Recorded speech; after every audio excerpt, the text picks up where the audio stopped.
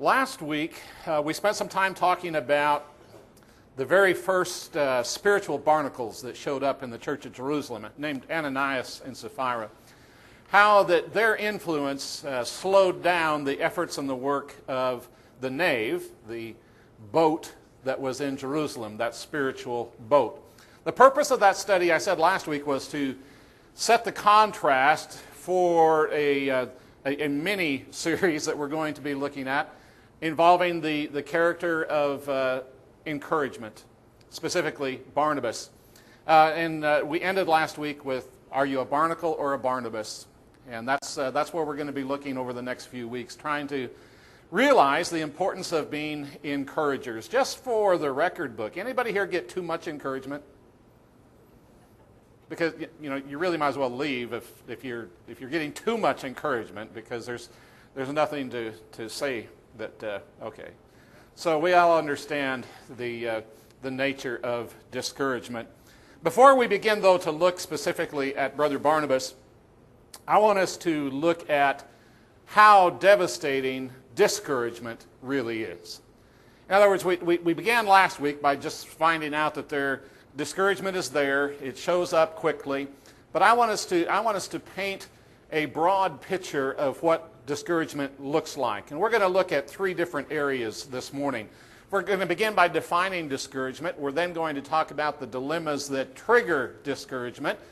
And we'll also talk about the dispositions of discouragement that develop. So those are the areas that we're going to look at. We want to begin by just trying to define and have a common understanding of what discouragement is. So in your bulletin, I left room for you to write a sentence and use some form of discouraged, discouragement.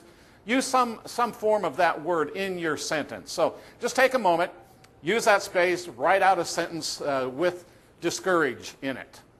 A discouraging sentence. Was it discouraging to write your discouraging sentence?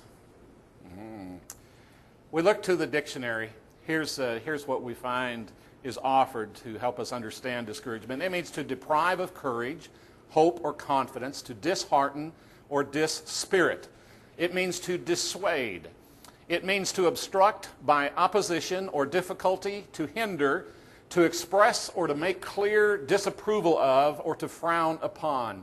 It actually, our English word is derived from a French word, which the first part, dis, in French means the negative, and courage. So it's anything that is against courage, that which would dishearten, remove hope. If we look to the Bible, there is only one passage that contains in our New Testament the word athemo. And it is the single appearance found in Colossians chapter 3 and verse 21, where it says, "Fathers, do not exasperate your children that they may not lose heart." This is the way the New American Standard translates. We look at other translations, and some of them say to become discouraged. Some of them say to stop trying. The New English says to become disheartened, and the Message says to crush their spirits. So when we think about discouragement, it truly is a losing of heart. It is to stop trying. It is to become disheartened. It is to crush the spirit. Literally, that Greek word is made up of combining two Greek words. The first is the negative, the prefix, and thumos, which we've talked about before, is basically the word for passion, oftentimes translated anger. It has to do with that inner drive. And so in the Greek, the word actually means we lose our passion. To be discouraged means we lose our passion. We go to the Old Testament, Nehemiah chapter 6. Great job on the scripture reading, by the way. Those were a lot of names in there. It did them very well. Nehemiah chapter 6 and verse 9, "For all of them were trying to frighten us, thinking that we will become discouraged with the work, and it will not be done. But now, O God, strengthen my hands." The word here in the Hebrew has to do with to be slackened, to back off, to not complete. There's another Hebrew word which is also translated by our English word discourage, and it means to refuse, to forbid, to dissuade, to neutralize. It's used in reference to what would happen if Gad and Reuben stayed behind and did not cross the Jordan to help the other tribes conquering the people. It's used in Numbers chapter 32. Shall your brothers go to war while you yourselves sit here? Now why are you discouraging the sons of Israel from crossing over into the land which the Lord has given them? The actions of Gad and Reuben were translated into discouragement for the other tribes. And you'll remember they come to a solution. They go, leave their families, and they go across and help with the battles. And so that satisfies that discouragement. William Ward says this about discouragement. Discouragement is dissatisfaction with the past, distaste for the present, and distrust for the future. Past, present, future. It totally saturates. He continues, it is ingratitude for the blessings of yesterday, indifference for the opportunities of today, and insecurity regarding strength for tomorrow. Past, present, future, affected by discouragement. He continues, it is unawareness of the presence of beauty, unconcern for the needs of our fellow man, and unbelief in the promises of old. It is impatience with time, immaturity of thought, and impoliteness to God. Discouragement. We've defined it. I think we pretty much have a mutual understanding of what it means. Now let's look at some of the things that trigger it. Some of the triggers for discouragement. And to do that, we want to begin in an Old Testament passage in Numbers chapter 11. Now the people complained about their hardships in the hearing of the Lord. And when he heard them, his anger was aroused. Then fire from the Lord burned among them and consumed some of the outskirts of the camp. When the people cried out to Moses, he prayed to the Lord, and the fire died down, so that the place was called Taberah, because fire from the Lord had burned among them. The rabble with them began to crave other food.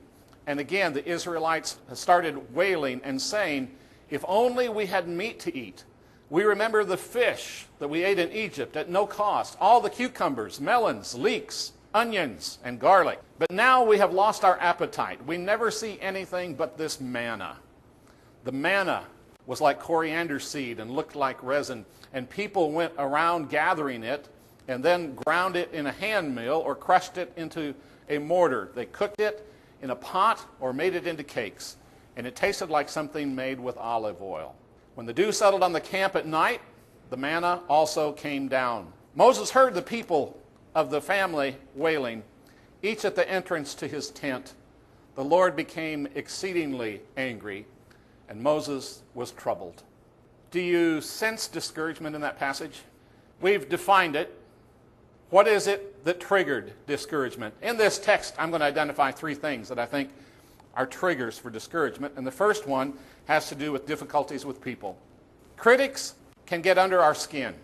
Family, friends, co-workers, employees, bosses, and even church members can become difficult, and they can breed discouragement. Some are born with the gift to complain about what is being done, what's not being done, or what ought to be done. There are just some people born with the gift to complain. Truth is, I think most of us are probably born pretty much with that gift. We're able to do that by our nature. Don't have to learn much. Frederick the Great is supposed to have said this. He said, the more that I know people, the more I love my dog. We find that people disappoint. People don't meet expectations, and maybe we need to look at our expectations when that happens. But a lot of our discouragement centers around people. But the text, I think, also reveals that it's not just people that trigger discouragement, it is also provisions that trigger discouragement. Moses is leading maybe 2 million people in this desert. Their menu is consistent. It is manna, manna, and more manna. And they've grown tired of this. The provision in their minds is wearisome. They feel as though they deserve something different, something better. They begin to remember what used to be. And they long for being back in slavery so they could have garlic breath. Were they thankful for what God had provided? No, they were totally focused on what they used to have or on what they currently did not have. There was no gratitude. They became obsessed. They became discouraged simply because of the provision. The provision was not what they thought it ought to be. You know, again, I think such a focus quickly brings even God's most faithful people into the dungeon of discouragement. When we don't think that the provisions are adequate, when God hasn't provided or used to provide, but now he doesn't, and we become disgruntled with that. A couple of passages I think maybe contribute something to this thought. Do not say, why were the old days better than these? For it's not wise to ask such questions. How many of us reference the good old days? You see, Solomon said, the wise man Solomon said, it's not good to ask that kind of question. Why? Well, the very nature of that question is discouragement for now. Is it not? If it was the good old days, what's that imply about the now? It must be the bad new days. So Solomon says it's not wise. It's not wise to let our minds do that kind of thing. James says you lust and you do not have, so you commit murder, and you are envious and cannot obtain, so you fight and quarrel. James says there's this provision. We want provision. We want provision, and if we don't get it, we kind of turn into murderous, envious folks. And he says we're not going to obtain because we're just wanting to satisfy our own gratification. Sometimes provisions lead us to a sense of discouragement. Sometimes we have difficulty with position, and that leads us to discouragement. Moses' position served to intensify the temptation to grow discouraged with the people who were displeasing God. It may be more accurate to say that Moses was more than a little upset. He was devastated. This great leader, this man of meekness who was trying to lead these people, the last verse we read out of Numbers chapter 11, it said, he became troubled. Moses' spirit was troubled, discouraged because of his position. Any position one holds carries the potential to intensify our level of discouragement. Any position that you hold holds the potential for raising your level of discouragement. People will disappoint. Apathy, inconsistency, and failures and others will always be in abundance. Situations will oftentimes not be to our personal liking, didn't pan out the way we had hoped that it would. And as a result, we may grow discouraged whenever we have a place of position. There's been a lot recently about discouragement among ministers. A movie coming out called The Clergy Killers is kind of a documentary where they go around and visit different churches and ministers and talk about the discouraging work in ministry. The LA Times reported recently, quote, pastors are the single most occupationally frustrated group in America. Eventually, 30 to 40% drop out of ministry. 75% acknowledge such stress that they consider dropping out of ministry. So, discouragement. A gentleman named Rick Witter, who's ministered for over 25 years, he says there's 5 ways you can discourage your minister. These are the top 5. Number 1, be a no-show. Be a no-show. Because that says there's something else much more important than a spiritual focus. Don't support the church. Don't volunteer. Don't be active. Fill a space. Number 3, don't grow as a disciple of Jesus. Don't make it your personal ambition to mature, to develop yourself in a spiritual way. Number 4, resist elements of growth. And number 5, leave. Now, I didn't want to show you those for any pity party. I want to show you those because that's what happens to every one of us with every position we fill. Especially if we make a spiritual application of that. Let's say you are a Bible school teacher. You have put forth the effort to prepare, to get ready, so that you can present God's truth to children, to adults, in the most powerful way that you can. And you've extended that effort to accomplish that. Guess what you can do to discourage those people in their position as a teacher? Don't show. Don't show. That's all you have to do. Nothing. So what happens if we do show? Then we apparently become Barnabases. We'll get there eventually, don't worry. Again, you're a part of a group. You have a position in a group. One of the best, most powerful ways you can discourage the group is not to be supportive of the group. I've got some grandsons sitting back here, they're in Boy Scouts. Do you know one of the most devastating things to a scout leader is when the boys don't support the troop? Huh? You just don't go on the campouts, don't get involved in the activities. If you're a coach, what is one of the most discouraging things that can happen to you as a coach? You have members, you have players who refuse to be supportive. They don't practice. They don't try to improve themselves. They're not trying to grow in any way. You see, these just don't fit ministers. But I can say these because I is one.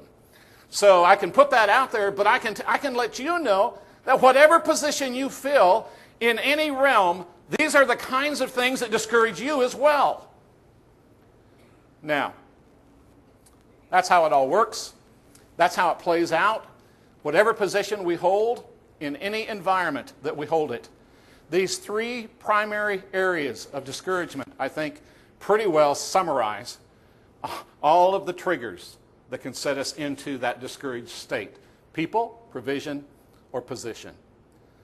Now, we want to spend our last bit of time talking about the dispositions that get developed within discouragement. What happens to us when we become discouraged? Number one, doubt and unbelief. Doubt and unbelief. Discouragement leaves the heart temporarily blind to many of God's truths and His works.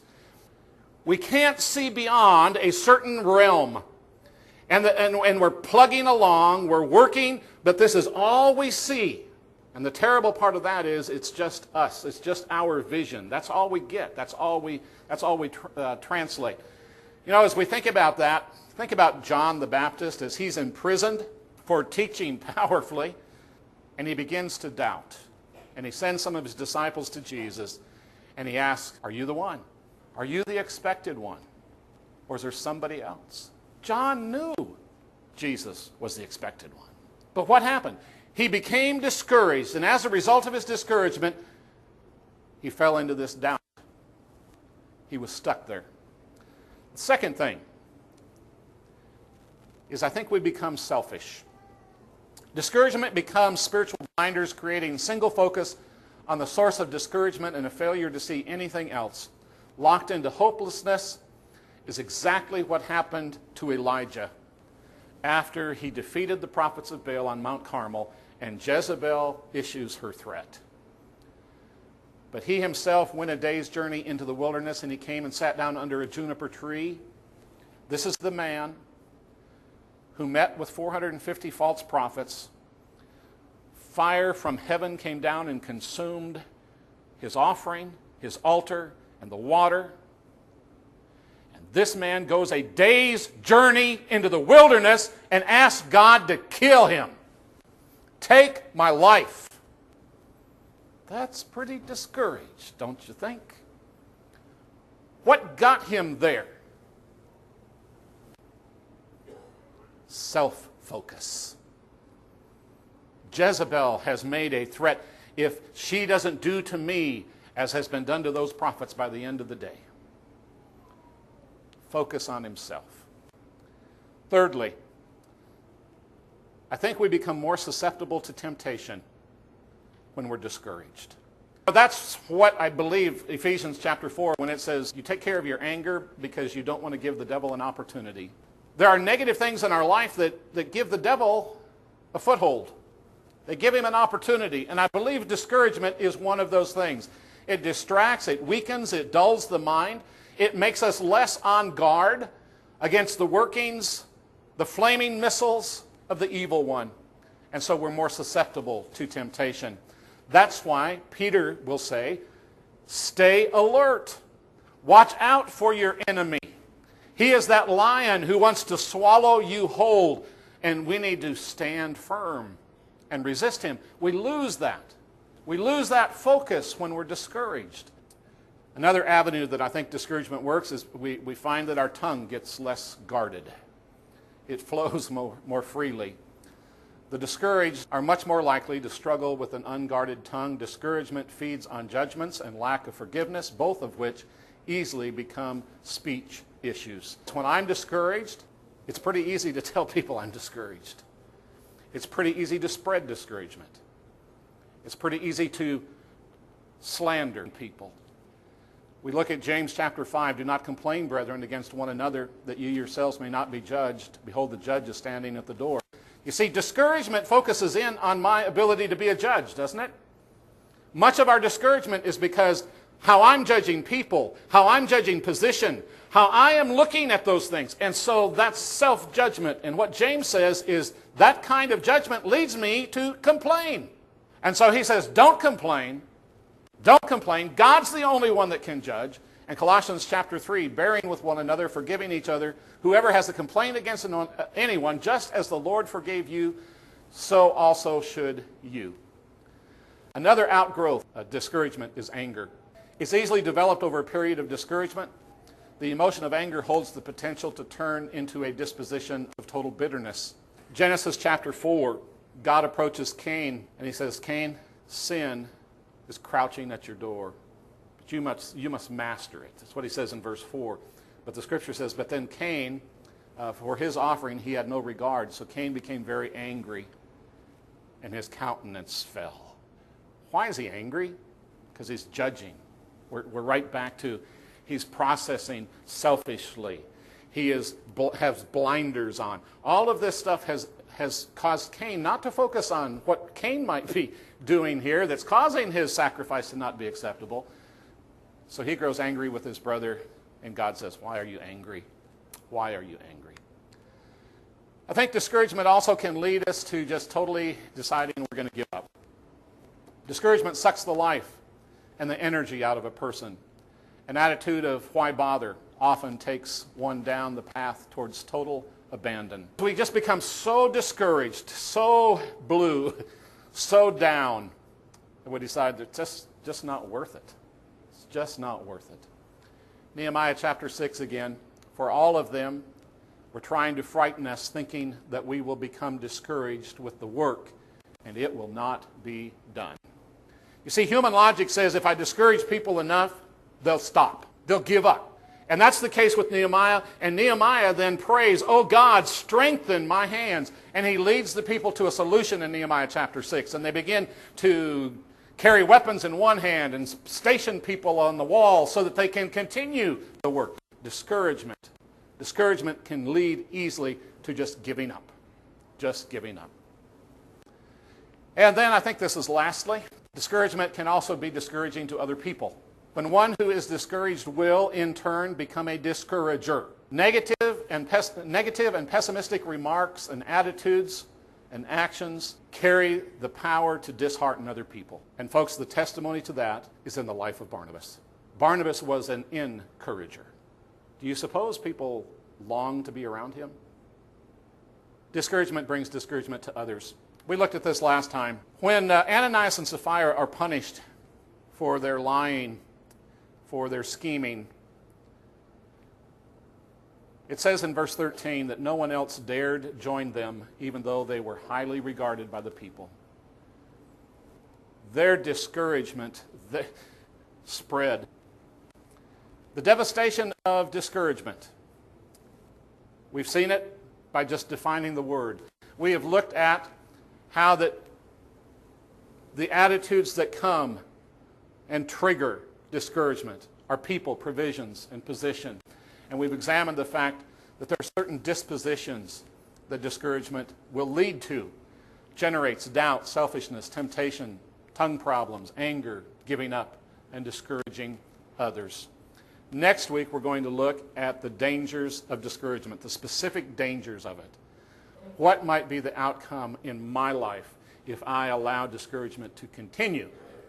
And then we will have set the stage to open up the book and to look at a man whose nickname, given by the apostles, is the great encourager. And we'll take a look at what made him